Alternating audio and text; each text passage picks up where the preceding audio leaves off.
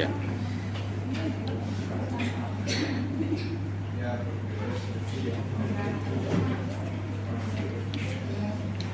Farmacodinámica.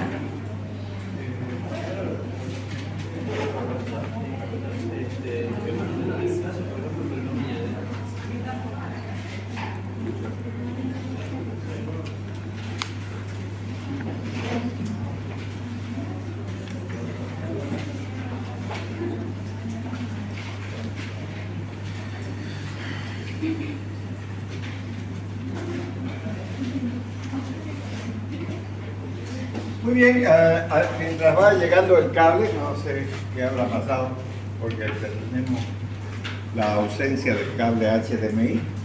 Voy a decir que uno de los compañeros está haciendo una lista de la gente que no está incorporada en el grupo de WhatsApp, pero que lo puede hacer en ese listado para que se los incorpore ya, digamos, en esta semana y no tengamos ningún problema con respecto a las semanas de mayo. Ya dije que la primera semana de mayo activa de lunes a viernes, que no es obviamente el primero de mayo es lunes, y por ser feriado yo tengo un grupo, que es el grupo A4, que pasa actividad práctica, pero como no va a haber actividad por el hecho de ser primero de mayo, entonces vamos a comenzar la siguiente semana con el tema receta. Eso ya dije la semana. No hay los pautos y la caja de las 11 no hay tampoco. No les hicieron nada. Ah, entonces voy a ir yo. 12 y 10, ahora 12 y 10 no más hay acá. De la 11 hay, pero los 12 años. No está los pautos ni nada. No sé qué pasó. Supongo que no del proyector. Renunciamos este acá. Voy a pausar el video. Decíamos que la inmensa mayoría de los fármacos tienen selectividad y se ha puesto ahí, y ya puse selectividad. Entonces, esta actividad de ser selectivo es importante porque los medicamentos no tienen cerebro y por lo tanto no se le puede decir, vos andate a tal lugar que ahí te necesito, digamos, ¿no? Por ejemplo, si alguien estuviera con una neumonía, no le puede decir a la amoxicilina, por favor, andate al óculo derecho, del pulmón derecho, del izquierdo, lo que sea. No hay eso, no existe. Ya, uno toma el medicamento y una vez que ingresó en el organismo humano, entonces se vuelven selectivos, dependiendo muchas veces de los tejidos. Ustedes recuerden que en primer año, en histología, ¿no? Llevaron 4 tejidos básicos, 4, no hay más, ¿no? Y dentro de estos tejidos básicos, entonces tenemos el muscular, ¿no? El nervioso, el conectivo y el epitelial. Esos son los 3 tejidos básicos. Y dentro de estos musculares tenemos el esquelético, ¿no? El cardíaco y tenemos el liso. Entonces, pese a que son músculos y todos generan contracción y todos, digamos, tienen filamentos contráctiles como son los filamentos de actina y miosina, aunque con diferente disposición, su característica más importante es que se contraen y se relajan. Dentro de eso está el músculo cardíaco y entonces lo primero que uno debe de pensar es que el corazón es una bomba. Y cuando pensamos que es una bomba, yo puedo ser un campesino y buscarme en el mercado una bomba de agua. Y de la misma manera como hacen los cardiólogos, hacen los campesinos. Entonces, le preguntan al que va a vender, ¿no? esa bomba, si tiene, por ejemplo, bombas que puedan expulsar 1000 litros por minuto, por hora, lo que sea, o 10.000 litros, o 20.000 litros, o lo que sea, ¿no? Entonces, los corazones de las personas también varían. No es que haya un solo tipo de corazón para todo el mundo y a mí se me ocurre, le voy a hacer un trasplante porque a mí me da la gana. No es así. Primero hay que saber la fisiología. Fíjense ustedes, seguramente que no les han enseñado en fisiología, estoy más que seguro de eso, ¿no? Cuando alguien le pregunta a otra persona cuánto bombea el corazón de una persona en un minuto de tiempo, y la mayoría dice, ¿no? 5 litros. Bueno, lo que medio que saben, digamos, pero eso no saben nada tampoco. Absolutamente nada, ni mierda saben. Porque yo no sé, ¿no? Si tienen cerebro en la cabeza o qué tienen en la cabeza, digamos. Porque para mí los seres humanos no son los hombres de 30 años que miran 1,70 metros. No, esos no son solo los seres humanos. Hay mujeres también. Y hay recién nacidos también. Y esos son seres humanos. Y miren ustedes lo que va a ocurrir. Dice que la gente bombea estos 5 litros. Entonces, a ver, un hombre de 30 años, de 1,70 metros de estatura, 1,70 de estatura, no es verdad, de peso medio de 70 kilogramos, porque tienes que estar en relación al peso, ¿no? Entonces el libro de Guyton dice que bombea 5 litros 600, ¿no? Entonces yo diría, ¿no? Ahora tengo un ser humano que también es humano, no otra cosa, ya sea hembra o macho, lo que ustedes quieran, ¿no? Que tiene un día de nacido, pesa 3 kilos, tiene 3 kilos de peso, 3.000 gramos, ¿no? Y entonces no sé cuánto tiene, ¿no? Entonces vamos a mirar. Entonces, si esto es cierto, aquí tengo de 70 kilogramos y vamos a multiplicar por 8, en realidad por 80 tiene que ser, porque el 80% del agua corporal, digamos, se va a distribuir en el organismo humano entre el líquido intracelular y el extracelular. 7 por 8, 56, 5 litros 600, de ahí salió la cosa. Y entonces, si el recién nacido pesa 3 kilos por 80, 3 por 8, 240 ml, toda su sangre, toda su maldita sangre. ¿Pueden entender eso? Entonces no digan que el corazón de un ser humano bombea 5 litros. ¿Cuál 5 litros si es 240? ¿Y creen que eso no es importante? Claro que es importante. Solo con una jeringa de 20 ml, ¿no? Le hace una transfusión a un recién nacido. Con una jeringa de sangre. Y entonces, este corazón de este tipo bombea esta cantidad de 5 litros 600, ¿no? Es un corazoncito chiquito.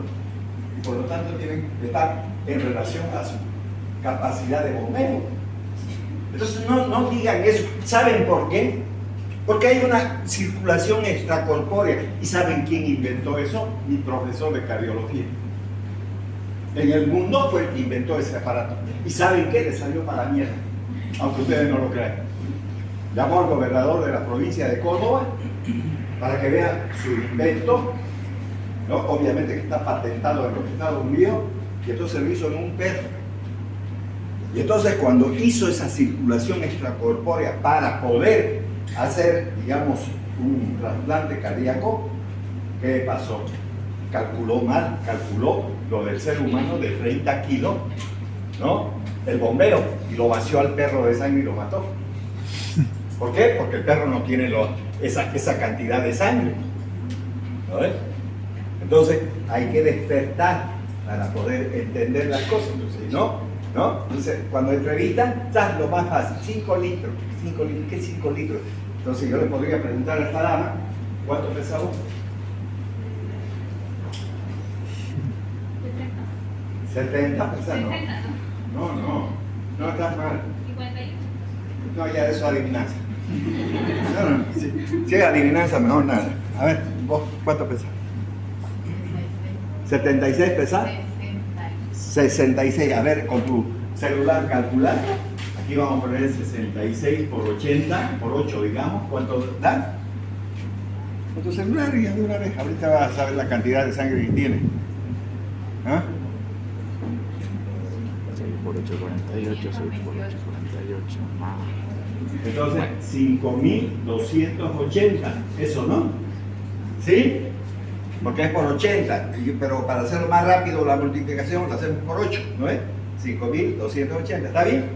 ¿Está bien? Eso, bueno, esa es la cantidad que tiene de sangre esa compañera. Si ella dice que la cantidad de sangre es 60, digamos, entonces por 8 igual, vuelvo a repetir, ¿Para qué lo voy a poner el 0 si toda cifra multiplicada por 0? El cero. Es el jardín, ¿no? Le pongo el 8 más 5 por 8, 48, 4 litros, 800, que es de... Y eso sí tengo que saber. ¿Por qué? Porque tengo que hacer transfusión de sangre cuando hay una emergencia y haya una hemorragia de alguien. ¿O creen que eso es al pedo? No solamente por la circulación extracorpórea, hay que saber todo para poder, digamos, entonces, este corazón cuando es insuficiente, ¿qué ocurre? No tiene la capacidad de bombeo adecuado. Y entonces, ¿qué se le da? Los glucósidos cardiotónicos. ¿Y por qué estos glucósidos cardiotónicos actúan en el músculo cardíaco? Porque solo hay músculo cardíaco en el corazón y en la emergencia de los grandes vasos. ¿Cuál es la emergencia de los grandes vasos? El de la aorta y el de la pulmonar. ¿Sí o no? ¿Sí o no? Eso es anatomía, ¿no? Es anatomía. Y fíjense que cada día que avanzamos un tema o estamos pasando un tema, seguimos recordando de las materias anteriores. Y no hay nada que no se haga en base a las materias anteriores. Por eso cuando dicen los estúpidos, no, a mí me corresponde porque tengo que llevar 6, 8 materias. ¿Quién le ha dicho que le corresponde? Si usted no aprobó la materia anterior, no le corresponde, porque no tiene el conocimiento, ¿no?, adecuado como para estar en ese año. No hay correspondencia, pero como logran todo, digamos, los centros internos y toda la huevada, ¿no?, entonces salen como por las patas, digamos, ¿no? Entonces, no es así. Entonces es importante tener presente todo este tipo de cosas para poder hablar también de la farmacología y entender por qué es selectivo. No porque el fármaco tenga cerebro, es una estructura química que se va a poner en contacto con otra estructura química. Y esa estructura química tiene que responder a algo. En este caso, ¿dónde baja el músculo cardíaco? En el dedo gordo de mi pie, en el pelo mío, no, solo en el corazón y en la emergencia de... Entonces, ¿dónde se va a ir? Donde haya ese tipo de músculo. Si hubiera en el ojo, se iría al ojo, pero como no hay músculo cardíaco en el ojo, entonces no, perdemos el tiempo, ¿no? Entonces ya está clarísimo eso también. Bueno, muy bien. Entonces, podemos seguir avanzando en la medida, ¿no?, que los conocimientos que tengamos siempre sean de lo mejor. Entonces, ya está.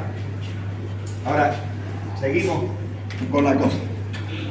Y dice, existen fármacos que modifican la función celular de modo que ésta no se recupera una vez que la droga deja de estar en contacto con aquello. Fíjense las partes importantes que dice. Existen fármacos que al actuar sobre la función celular, porque eso hace cualquier fármaco que entre al organismo, dice que no se va a recuperar una vez que la droga esté en contacto. Vamos a ver eso también ahora mismo con un ejemplo para que puedan entenderlo, porque si nos dedicamos a dar un montón de ejemplos, no vamos a terminar en hablar de lo que vendría a ser entonces, aspirina. Yo estoy pasando clases y mientras estoy pasando clases estoy mirando al respetable, que son ustedes, y hay dos chicas que noto que están con una cara, digamos, cara de limón, ¿no? Cuando chupa un limón está medio. Bueno, y entonces en un intervalo que busco, entonces le digo, ¿cómo te llamas tú? Ana, dice.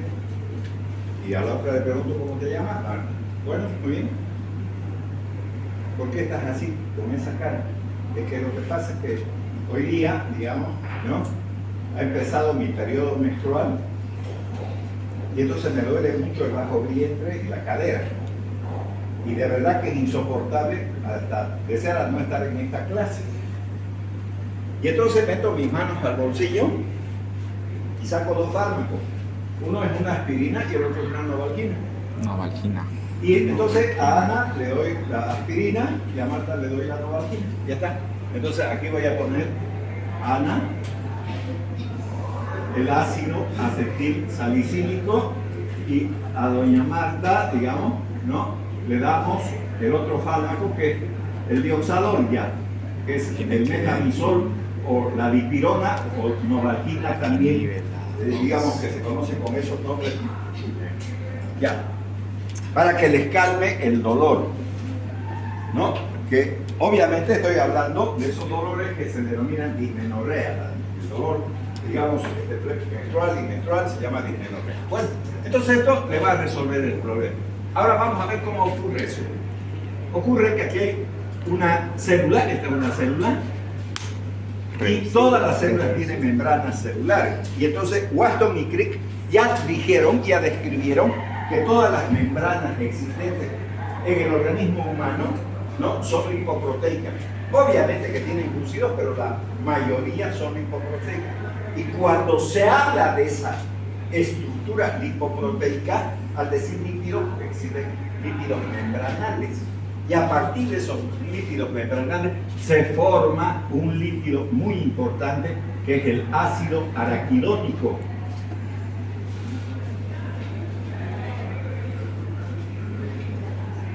Ya este ácido araquidónico, ¿no?, este ácido araquidónico se ha formado a partir de los lípidos de las membranas celulares, que se están muriendo, lo que sea, porque muchas de las cosas recambiamos. Por ejemplo, las células del intestino se recambian cada 3 días, las plaquetas entre 8 a 10 días, y así sucesivamente. Los glóbulos rojos viven 120 días por término medio.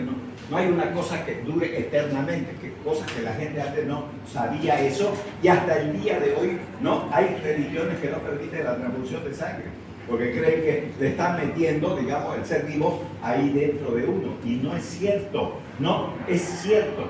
Si a mí me ponen la sangre de un negro, va a vivir esa sangre de ese negro, o de ese blanco, o de ese pelirrojo, o lo que sea, 120 días, no va a durar nada. Y va a desaparecer y no me deja ningún gen ni nada. Son burreras esas sonceras que se mete la gente a la cabeza, ¿no? Pero que son estupideces que uno después termina de tropezarse con eso y le dejan con las manos atadas porque no puede resolver los problemas, porque no le permiten. Si no le permiten, se lo sacan al paciente y listo, y uno tiene que verlo, digamos, fallecer por nada más decisiones tontas, ¿no? Bueno, muy bien. Por eso no estoy en desacuerdo con las religiones, que existan todas las que quieran. ¿Qué le interesa? ¿No ven? ¿Ya? O sea, eso no me va a aumentar, ni me va a disminuir, ni me van a cambiar el chip de mi religión, ya está, se acabó. Facilito está. Entonces, este ácido araquidónico se va a transformar a partir de estos lípidos membranales, ¿no?, por una fosfolipasa, que es una enzima A2. Esa fosfolipasa A2 va a transformar los lípidos de la membrana en ácido araquidónico. Y este ácido araquidónico, gracias a otras enzimas que se denominan ciclooxigenasa COX, así se escribe, la COX-1, o sea, la ciclooxigenasa 1, con la ciclooxigenasa 2, que son las más importantes porque hay 3 también, van a transformar este ácido araquidónico en prostanoides. Y estos prostanoides, ¿no?, son de 2 clases, las prostaglandinas G y las prostaglandinas H. Esas 2 se denominan prostanoides, y estos prostanoides terminan de crear, digamos, otras sustancias como la prostaciclina, que es una prostaglandina I, ¿no?, ya se denomina prostaciclina. Las prostaglandinas, por ejemplo, la prostaglandina F2, ¿no? También tenemos la prostaglandina E2, ¿no? Todas estas prostaglandinas, y además el tromboxano A2. Ya eso se forma. Entonces, ¿qué hicimos con Ana? Le dimos aspirina. ¿Qué hizo la aspirina? Bloqueó estas enzimas. Las bloqueó porque no es selectiva para una de ellas, sino que actúa sobre las 2. ¿Y qué ha hecho esta aspirina? Bloqueó esta ciclooxigenasa. Pero ¿cómo lo hizo? ¿Cómo lo hizo? De forma irreversible. Irreversible. Y entonces aquí estamos hablando de esa acción irreversible.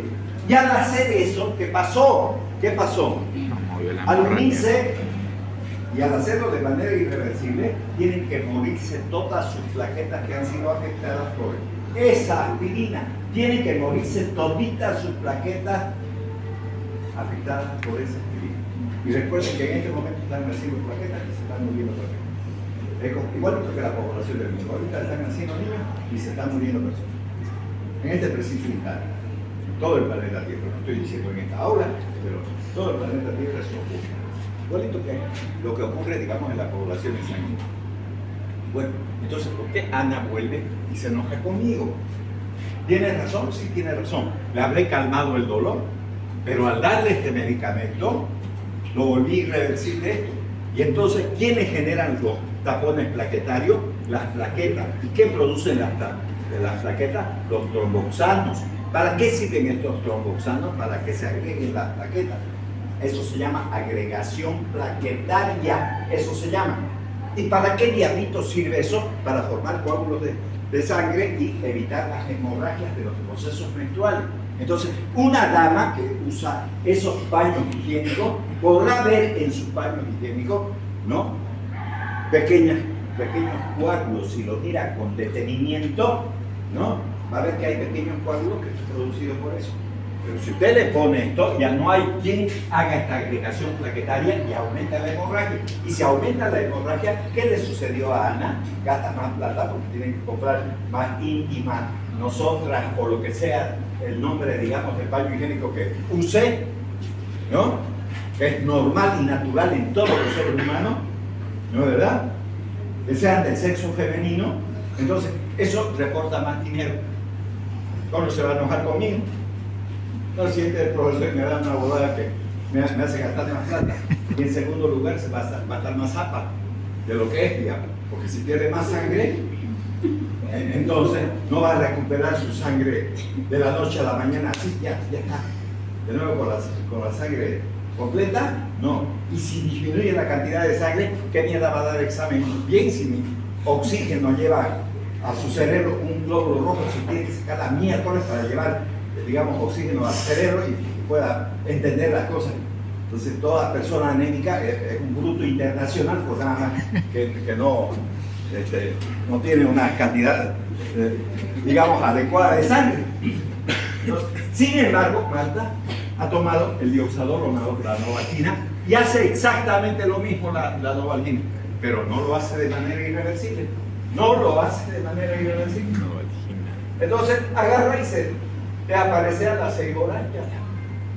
Igual en todas las otras partes. En la otra no.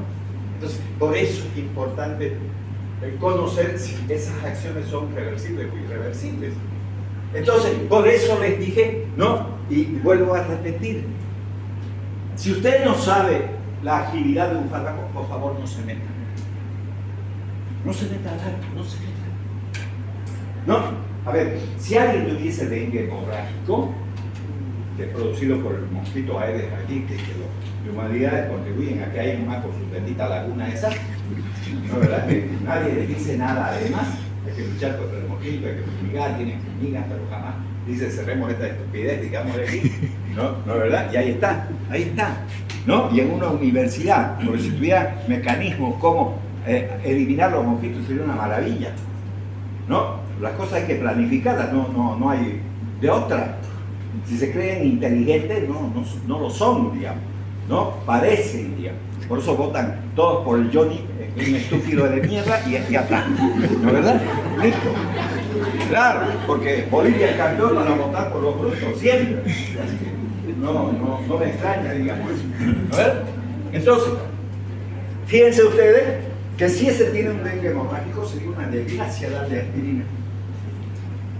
Claro, está contribuyendo a que haya más hemorragia. Porque es irreversible. Y como va a tomar cada vez que le dé fiebre, o cada 6 horas, estamos jodiendo más. Porque más dosis, más medicamento, más todo, y ya está. Y entonces, ¿para qué somos médicos? Si vamos a hablar de estupideces, mejor no lo seamos. Y si no sabemos, mejor que no lo usemos el fármaco, ¿sí o no? ¿Sí o no? Es así. Le guste o no le guste. Cuando hicimos rastrillaje con el dengue en salud pública, había una persona que tomaba todos los días aspirina. Todos los días aspirina. Y ya tenía señales de dengue. Claro, y pero... por más que le decíamos que no se debe tomar, decir, no, me dijeron a mi familia, amigo. Y es cerca. Bueno, pero a ver, usted no puede jamás en la vida, y se lo recomiendo de nuevo, un paciente es un paciente, pero no es su paciente. Sí. Es igual que cuando uno tiene hijos, no son sus hijos, son hijos de la vida. Porque nadie, o sea, ¿a quién le van a buscar novio o novia? Oye, yo me voy a buscar, no me importa que vos seas mi padre o mi madre, a mí que me interesa que, no, pero esa fea que tenés, me importa esa, me gusta a mí. Listo, ¿no? Parece una garrapata, bueno, parece una garrapata. Digo, eso es lo que yo consigo y eso es lo que me agrada. ¿No verdad? Entonces yo no tengo por qué pedir permiso. ¿No? Y así como no tengo que pedir permiso, tampoco tengo que vivir bajo su ala. Entonces el padre puede decir, no te gusta mi regla, entonces atate. ¿No ves o no? Claro, ya está, ok, listo, se acabó el problema. ¿No? Entonces el paciente tampoco es de usted. Si alguien dice mi paciente, no. El paciente es libre. Entonces busca el médico que le haga, digamos, ya está. Si no quiere hacerle caso, pues no le hagan ese caso. Usted ya le recomendó, hágale conocer que usted le está recomendando una cosa que es positiva para él. Si no quiere acatarla, allá él.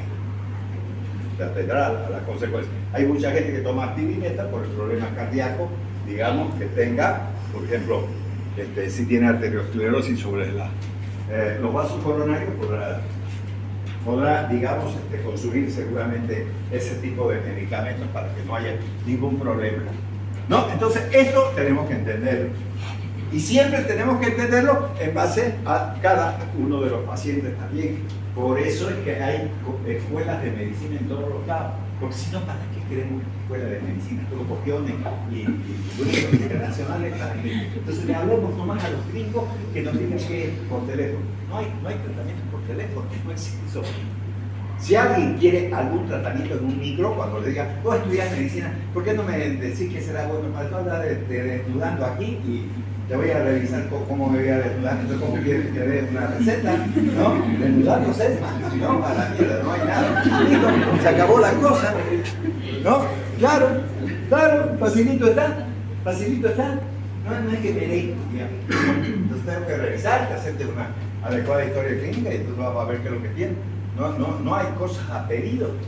Entonces vos nomás, curate pues si sabes qué es lo que tenés, ¿no? ¿O no? Y tampoco los médicos que digan qué es lo que tienen. Así supiera qué tengo para que vengo a verlo a usted, ¿no? Pero claro, ¿no? Entonces, entonces eso que quede claro. Entonces, bien, fíjense ustedes cómo dos fármacos que tienen el mismo tipo de efecto, bajan la fiebre, calman el dolor, son antiinflamatorios, tienen el mecanismo de acción diferente. ¿Por qué diferente? Porque el uno es irreversible y el otro es reversible. Solo por eso hemos puesto también ese término ahí para que podamos entender que realmente los fármacos que están relacionados con los tratamientos de los cánceres tienen actividades irreversibles. Por eso es que a la gente se le cae el cabello, todo ese tipo de cosas, mientras están en contacto con ese tipo de fármacos, ¿no? Muy bien. Ahora, muy bien, potencia. Ya dijimos en la anterior clase que la potencia está relacionada, ¿no es cierto?, simplemente con la dosis. Entonces, cuídense de esos bichos llamados enfermedades, porque son peligrosos. Cuando se enojan con los médicos siempre tienen de esa técnica, de una sodita, trátala bien, porque después van a jugar en contra de ustedes.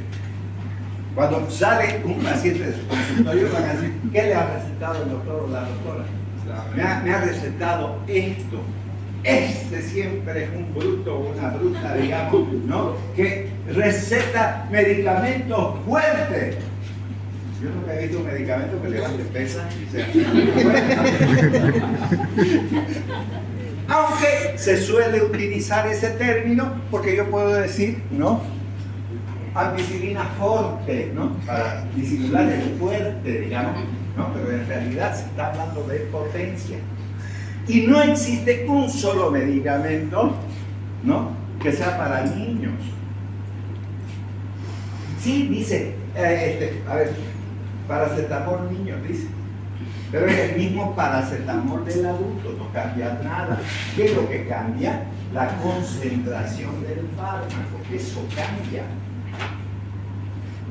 ¿no? Podrá haber de 500 miligramos, de 1 gramo, lo que sea para el adulto, para el niño va a venir de mucho menos miligramos y ya está. Pero además se debe de calcular por el peso del niño o por el metro cuadrado de superficie corporal. Pero no existe un medicamento. ¿Hay penicilinas para niños? No hay penicilina para niños. No existe eso. A ver, vayan y busquen, y en cualquier farmacia hay para niños, no. Entonces, ¿quién debe de hacer eso? Tiene que hacer el médico un cálculo adecuado. Entonces, medicamentos fuertes no existen. Que se deban o no deban de dar, eso es otra cosa, no tiene nada que ver con el problema de lo que denominan fuerte. Se denomina potencia eso. Y entonces nos ponen un ejemplo aquí, y entonces vamos a ejemplificar o vamos a dilucidar ese ejemplo, porque es bueno hacerlo. Entonces, vamos a buscar los nombres comunes, digamos, aunque sean bíblicos, digamos, para que quede mejor, todo el mundo sabe. Pedro entró a un hospital porque estaba hinchado. Y entonces esa hinchazón, digamos, se llama edema, tiene edema. Y entonces obviamente tiene problemas respiratorios, circulatorios, porque está hinchado. Entonces hincha las patas o los pies, no entran sus zapatos y todo ese tipo de cosas. Y vamos a darle un diurético. Y vamos a utilizar esta hidroclorotiazida en él.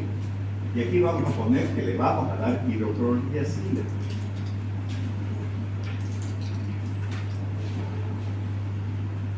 Ya, ¿no? Ya, Marcos es otro, digamos, paciente que también tiene edema y le vamos a dar clorotiazida. También es un diurético. Y entonces empezamos a mirar esto que dice aquí. Por ejemplo, la hidroclorotiazida es 10 veces más potente que la clorotiazida debido a que de la primera, o sea, se está refiriendo a la hidroclorotiazida, esa es la primera que estoy leyendo, ¿no? Se debe de administrar 0,1 gramo. O sea, yo voy a poner aquí esto. Pero ustedes nunca pongan esto en una receta. Esto que estoy poniendo aquí, no pongan nunca. No lo hagan. Estoy en clase, no estoy en un consultorio. Y les voy a decir por qué.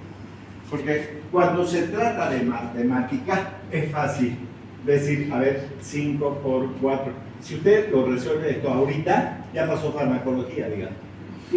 ¿No? Pero si yo le digo 0,005 por 0.004, ya me cagó. ¿No es verdad? Porque ya no es lo mismo, ya empezaron a aparecer las comas. ¿Y quién dijo que todos los pacientes habidos y por haber en un departamento, país, en un barrio, lo que sea, todos ustedes deben de tener una cultura y le van a poner consultorio del doctor fulano de tal, solo atiende a profesionales, digamos, de lo que sea, ingenieros, arquitectos. ¿Van a poner eso? Los demás se enferman son la gente que no tiene plata y no tiene cultura. Y no es que porque diga Evo hemos mejorado la cultura, no mejoró ni mierda, porque ni él mismo ha mejorado su cultura, menos va a mejorar la de la demás gente. ¿No es? No. Sigue siendo el mismo bruto, nada más. ¿Sí? Entonces, ahí tenemos, ¿no? Esta hidroclorotiazida 0,1 gramo. No pongan eso. Este 0,1 gramo, ¿saben cómo se debe de poner para que la gente lo entienda? 100 miligramos. 100. Y mejor lo escribe. Porque este 0,1 confunde a la gente. ¿Entienden? ¿No? Es mucho. Es lo mismo, es exactamente lo mismo. No ha habido cambio. 0,1 es igual que 100. ¿Sí o no? Bueno, listo. Ustedes saben que están en tercer año de una carrera. Están en la mitad de una carrera. Entonces sí, pero la gente no es así. Y si usted pone eso en una receta, le anda poniendo microgramos o lo que sea, está matando a la gente. Porque ni siquiera los de tercer año de medicina saben cómo se escribe el microgramo. Dice UG, ¿cuál UG? No veo ningún UG. No, eso significa microgramo. Fíjate, lo que es, si bien un G, ¿qué será un G? No lo sé. Bueno, entonces, 100 miligramos. En cambio, este sujeto, que es Marcos, va a usar clortiazida y dice que esa clortiazida va a utilizar 1 gramo. O sea, traduciendo al mismo valor de los 1000 miligramos, de los 100 miligramos, 1 gramo es 1000 miligramos. ¿Sí o no? Sí. Es 1000 miligramos. Entonces, 100 más 100 más 100 más 100, 10 veces 100 hace 1000. Y entonces ambos le dicen a la enfermera que tanto Pedro va a comenzar a las 7 de la mañana su tratamiento, lo mismo Marco, hasta las 7 de la mañana del día siguiente. Y deben de registrar, ¿no?, todas las veces que orine hasta que llegue a las 7 de la mañana del día siguiente. O sea, si hoy miércoles empezó a las 7 de la mañana, va a terminar el jueves a las 7 de la mañana. Y vamos a suponer que nuestro paciente Pedro orinó 2500 ml en 24 horas. ¿Y qué pasó con Marcos? También orinó 2500 ml en 24 horas. Bueno, pero ¿de qué se hace tanto problema, doctor? Si los dos eliminaron los 2500. Sí, me hago problema. ¿Qué diablos entonces es esta hidroclortiazida? Es una estructura química. ¿Qué es esto? Una estructura química. ¿A quién se lo están metiendo? Al organismo. ¿Y quién está trabajando más? ¿Qué organismo está trabajando más? Este. ¿Por qué? Porque 1000 miligramos de ese compuesto químico tienen que metabolizar el organismo, que no es lo mismo que metabolizar 100. No es lo mismo uno que 10, no es. Si alguien me dice es, no es. ¿No? Entonces, respetemos a la gente. Entonces, yo debería de usar la que menos dosis ocupa. ¿No ves? Ocupa. Bueno, muy bien. Entonces, para eliminar, no solamente el agua, sino el sodio también. Entonces, aparece otro. Vamos a poner aquí Pablo. Y entonces, también está con edema. Pero ya no vamos a usar ninguno de estos medicamentos, sino que vamos a usar la furosemida. También es un diurético y también decimos que comience a las 7 de la mañana, va a tomar y va a terminar, digamos, todo el consumo desde las 7 de la mañana hasta las 7 de la mañana del día siguiente. Y en vez de haber orinado 2500, le tiran 3000. Y solo usó 20 miligramos. ¿Cuál es la droga más potente? La furosemida.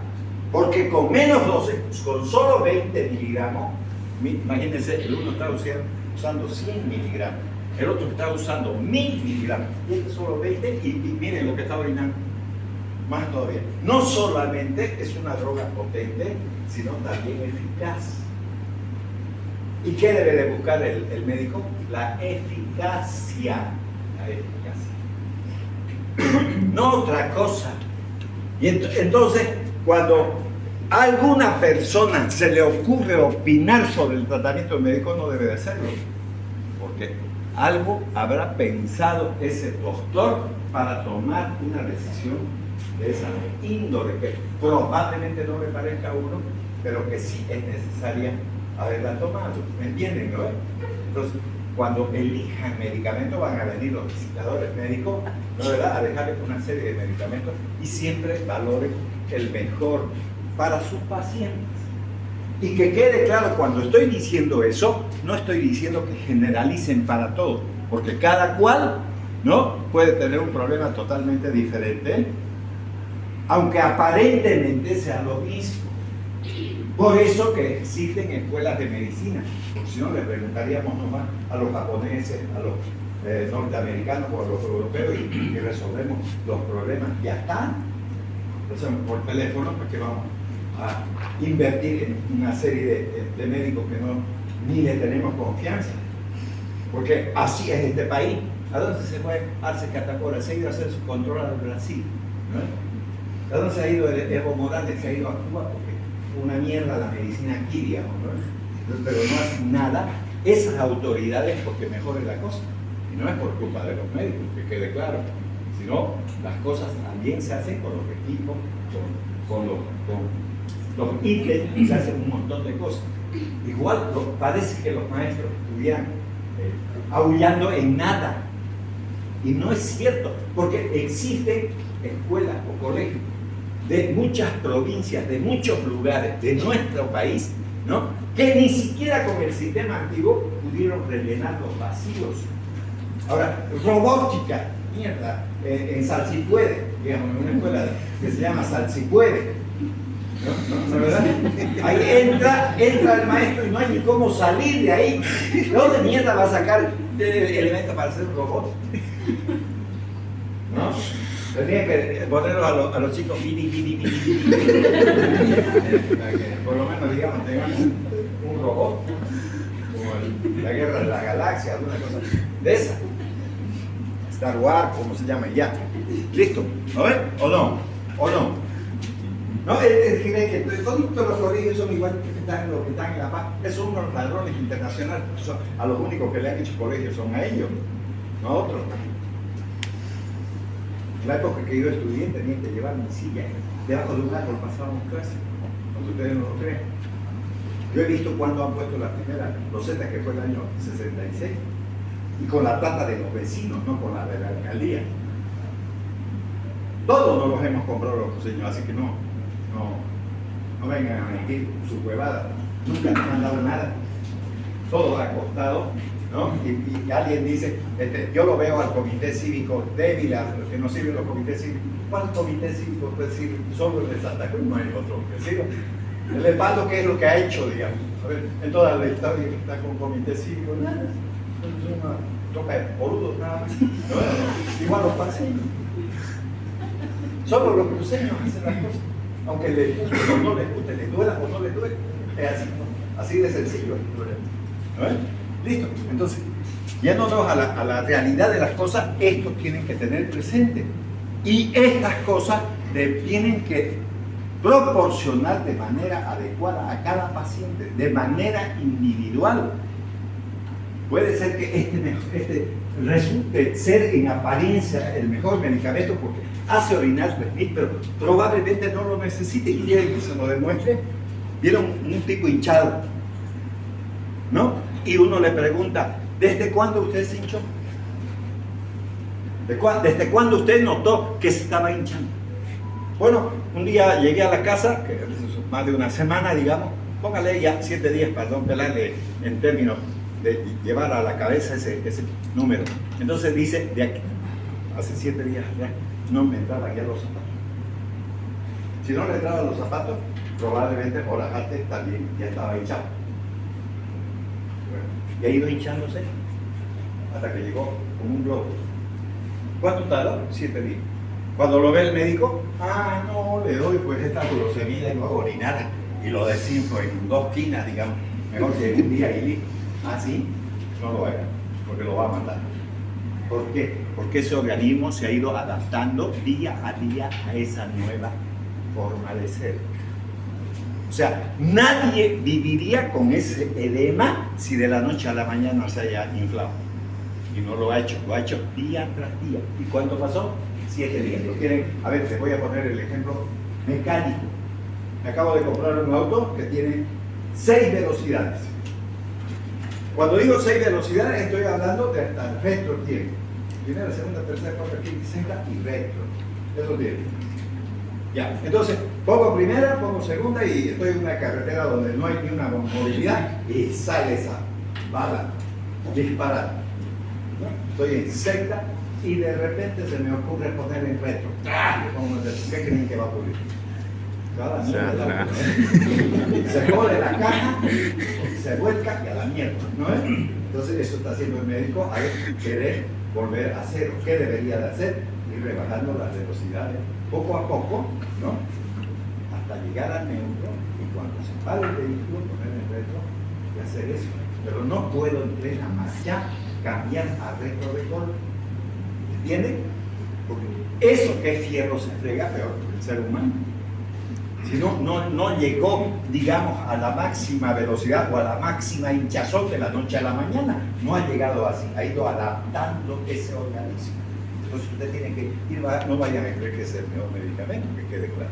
Vuelvo a repetir, a veces es mejor ir lentamente y no estar prometiendo que mañana va a estar bien. Porque no lo van a lograr, te estoy advirtiendo, no lo van a lograr. Entonces, el ser humano es así. Bueno, muy bien.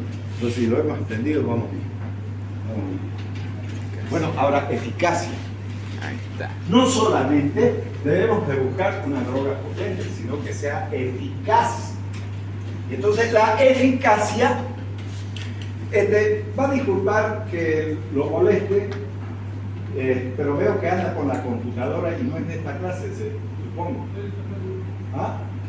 No, porque como lo veo con otra cosa, entonces pienso que no está atendiendo y puede, si gusta, retirarse a otro lado. Bueno, pero si es de esta clase, bueno, siga entonces atentamente su computador. Bueno, entonces, aparece el término eficacia. Y cuando aparece el término eficacia, vean lo que dice, ¿no? Es el máximo efecto que produce un fármaco con respecto a otro de acción farmacológica análoga. Toditos estos son libélicos, todos estos. ¿Cuál es el fármaco más eficaz para eliminar agua y electrolitos? Con seguridad es, ¿no es cierto?, la furosemida, porque con menos miligramos he hecho orinar mucho más cantidad, ¿no es cierto?, de agua. Fíjense, hay una mayor eliminación de agua y el sodio si comparamos la furosemida, por ejemplo, con la clortiazida. No solamente es la más potente, porque solo 20 miligramos y de estas 1000 miligramos. Sin embargo, esta con 20 miligramos logró un éxito mejor en la eliminación del agua. Y entonces, lo que debe de buscar el médico es la eficacia del medicamento. Si es eficaz, que se sienta feliz, porque va a resolver de manera adecuada el problema que tiene, digamos, su paciente, su enfermo, lo que sea. Bueno, muy bien.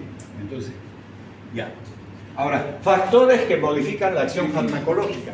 Es importante, lógicamente, aprender las dosis. Y tenemos que aprender las dosis, sí tenemos que aprender las dosis, nos guste o no nos guste.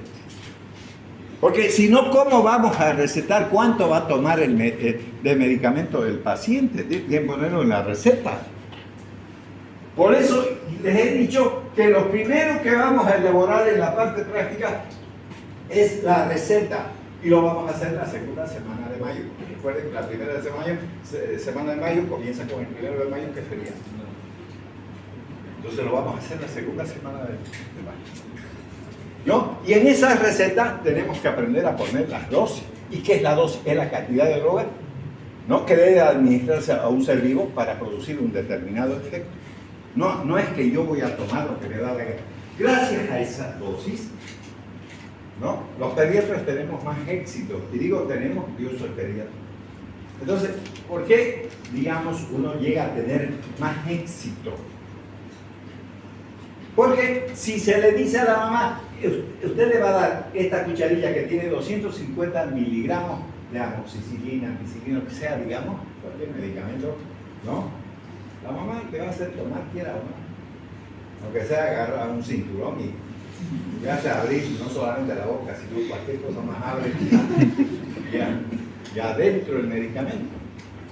¿Por qué? Porque es una orden que está dando el medicamento. La segunda, que acata de mejor manera los tratamientos son las mujeres. Los que no saben hacer eso es perder el tiempo. Uno le dice lo que debe hacer y no hace. Porque dice que voy a estar tomando esta tableta y estar tirado en cama. No, yo tengo que ir a trabajar como si la otra gente no trabajara. Todos trabajan. ¿O creen que barrer una casa no es trabajo? A ver, échenle a la barrida, a la lavada de ropa, vamos a ver si no es trabajo eso. Sí, es trabajo. No hacer de locro, digamos, también todos los días.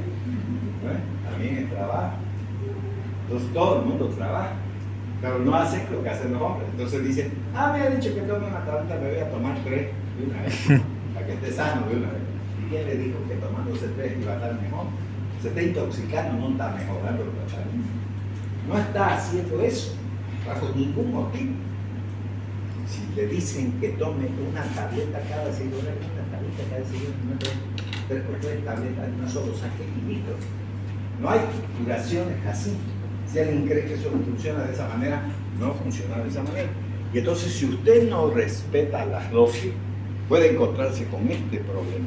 Y entonces, la atropina, por ejemplo, a dosis menores de 1 miligramo, va a producir bradicardia. Pero a dosis normales, que es de 1 miligramo en adelante, aumenta la frecuencia cardíaca. Hay una patología cardíaca que se llama síndrome del seno, así se llama, y genera bradicardia, y la gente se desmaya, porque al haber bradicardia disminuye la frecuencia cardíaca, no hay un adecuado bombeo, no llega sangre al corazón, al cerebro, y se desmaya. ¿Cuál es su tratamiento? La atropina. Pero si yo soy médico y me traen un sujeto de eso, y digo, ¿cuánto será la atropina? Mierda, no me acuerdo. A no pelarle le voy a dar menos de 1 miligramo, totalmente. Estoy provocando bradicardia y lo termino de matar.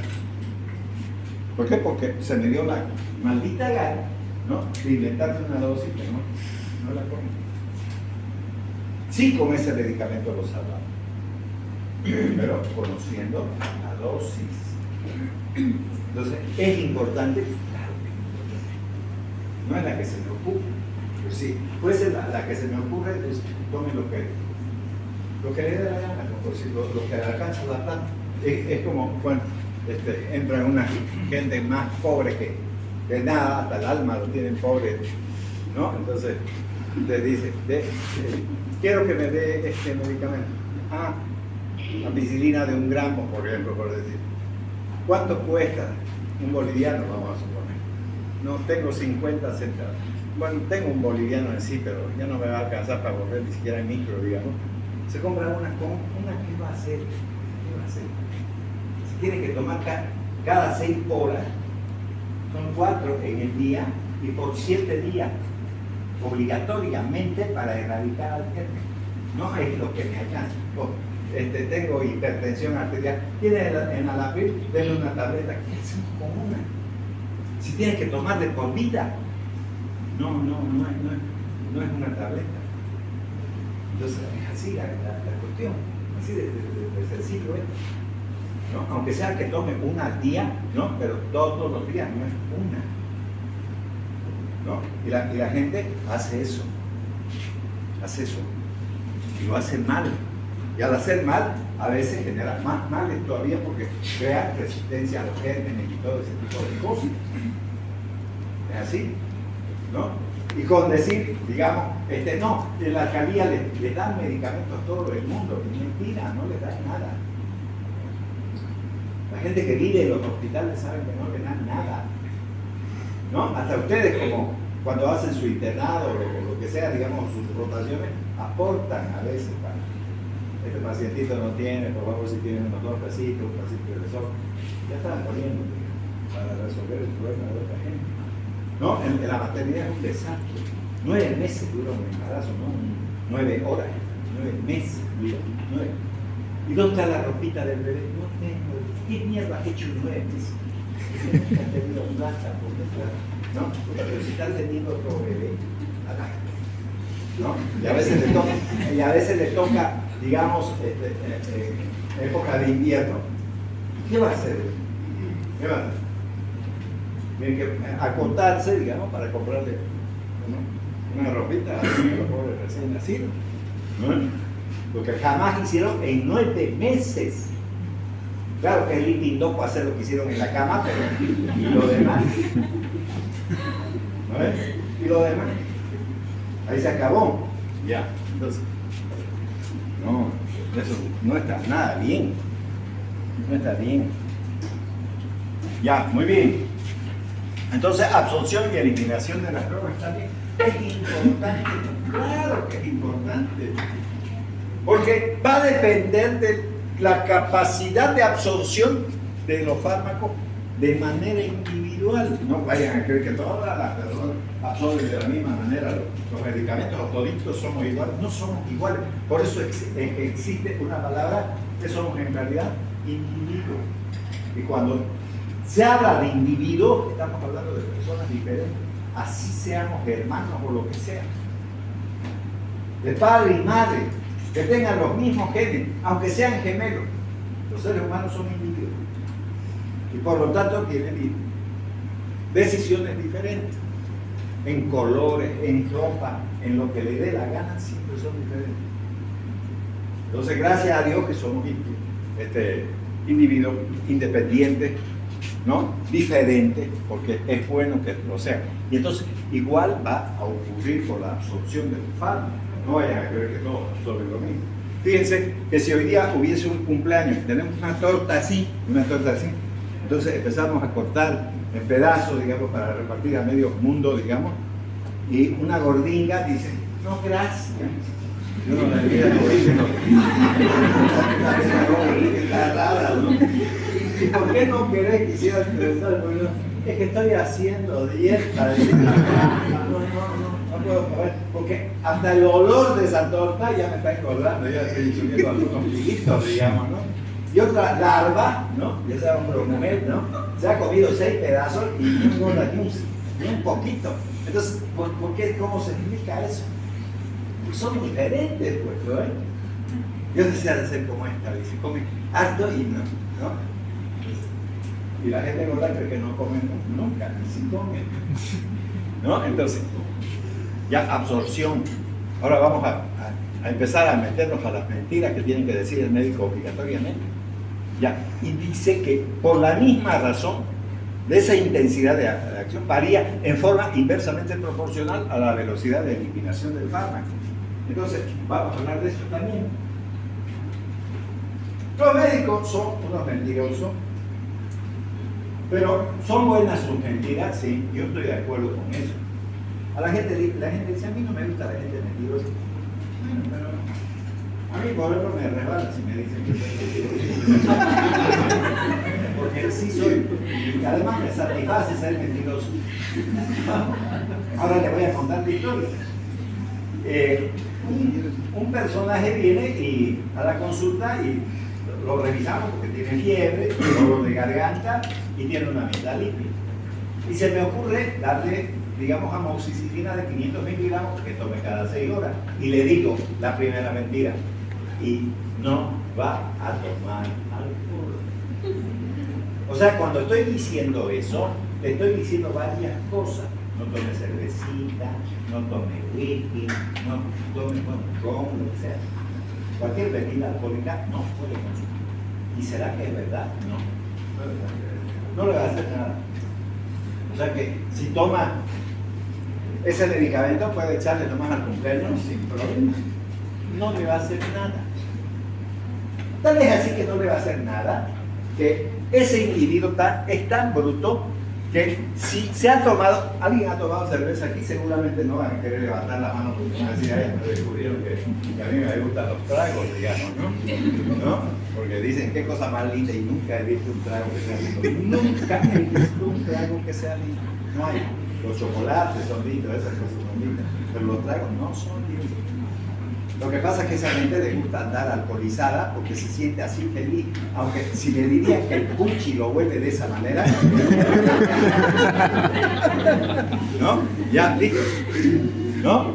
Porque los tragos no son.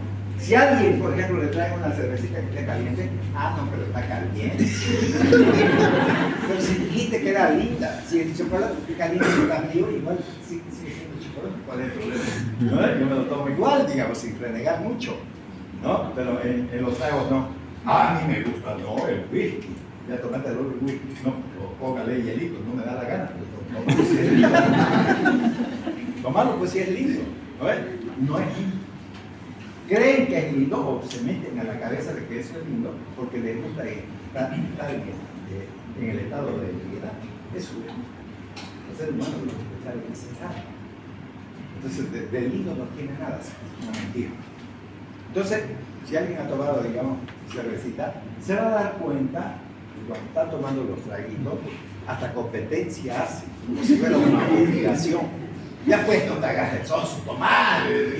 Pero es que no quiero, no te hagas el cortito, echale nomás. ¿No? Mientras que nos desprecia este tipo, digamos, ¿no? hecho el santurrón, ¿será que la mujer lo va a tener a cocacho? ¿Qué tiene que ver la mujer? No le da la gana de tomar. Y algunos para escapar me dicen, soy evangélico. ¿Qué me dice? Carajo, tomá igual. ¿No es verdad? ¿Sí o no? ¿No? Al ratito la meten a la religión como si la religión iría a frenar. No frena a nadie. Cuando uno esté alcohólico igual, toman. Entonces, se dará cuenta que cada rato va al baño. Se dará cuenta que cada rato va al baño. Cuando está tomando su cervecita, ¿no? Se levanta y va. ¿Y qué está haciendo entonces? Absorbió bien la amoxicilina y cada rato la va a orinar. Y al orinar disminuye la concentración plasmática en sangre. Y entonces, ¿qué van a hacer los gérmenes?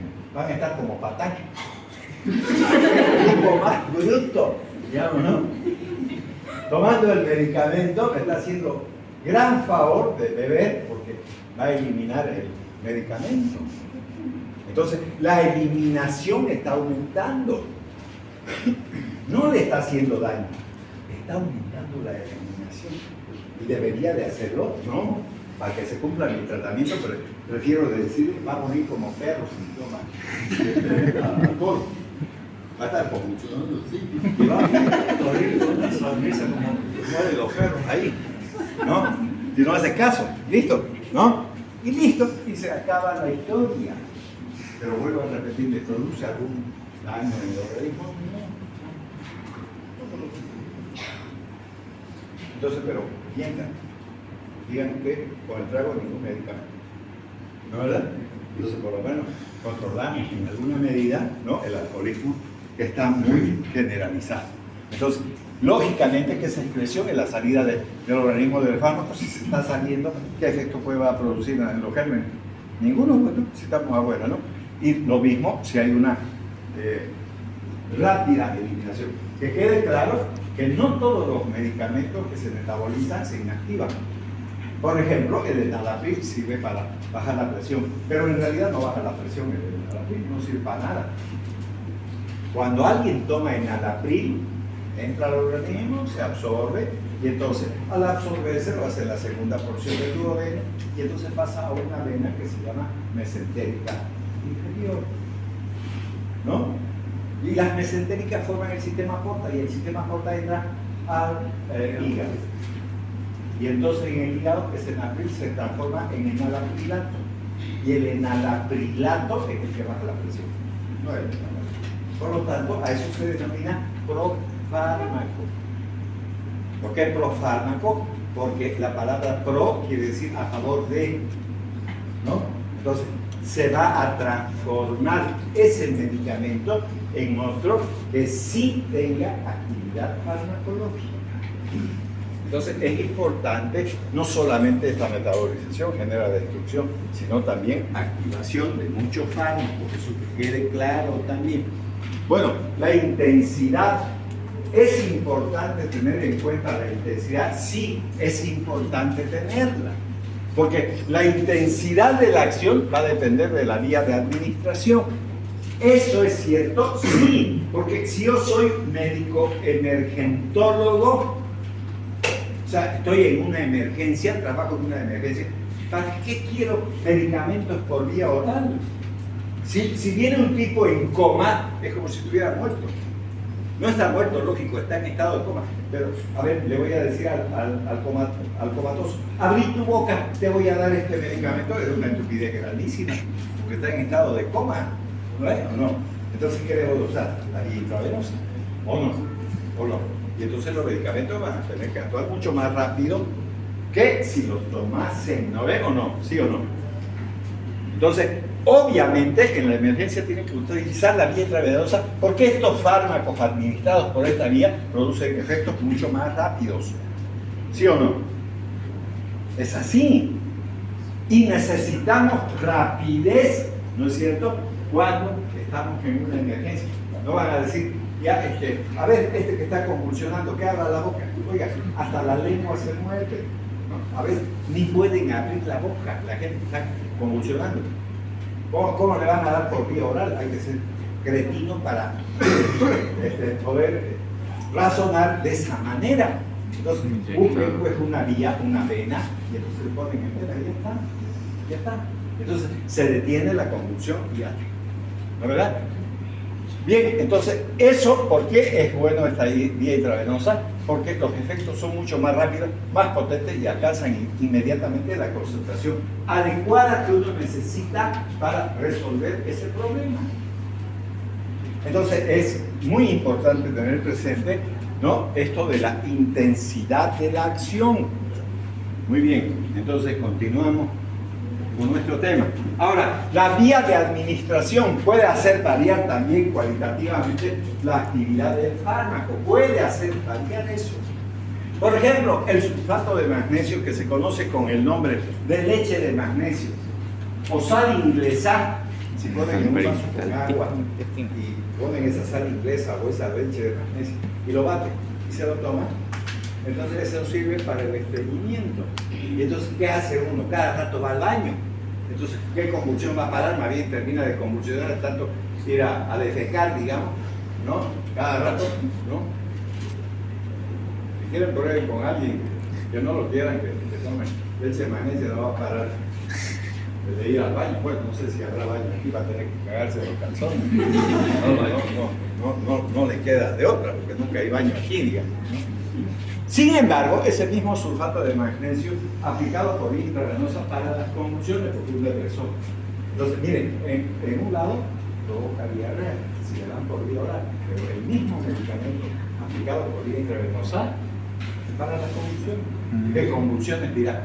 La de eclampsia, la de epilepsia, las convulsiones febriles, ¿no?, las convulsiones por presencia de parásitos. Recuerden que hay abscesos a medianos cerebrales, hay neurocisticercosis, ¿no?, que se localizan a nivel cerebral, ¿no?